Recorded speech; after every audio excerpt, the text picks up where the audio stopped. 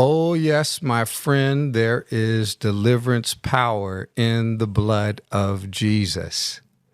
And as we conclude this lesson on the brother Cain and the brother Abel, we're going to talk about how Cain was religious, but Abel was righteous.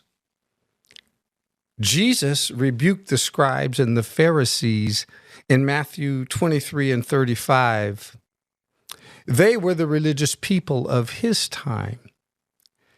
And in one of the strongest, most poignant repudiations of sin ever spoken in the history of mankind, Jesus called the scribes and Pharisees hypocrites over 8 times.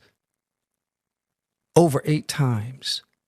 And then he said in verse 35, using Abel as an example of a righteous person whose blood had been shed by a religious person, he said, you are responsible for the bloodshed of the righteous of all times. And when he was making that statement, he had Cain in mind, because Cain was a religious person. Cain thought he could make a payment to God when he brought that vegetable offering to the Lord.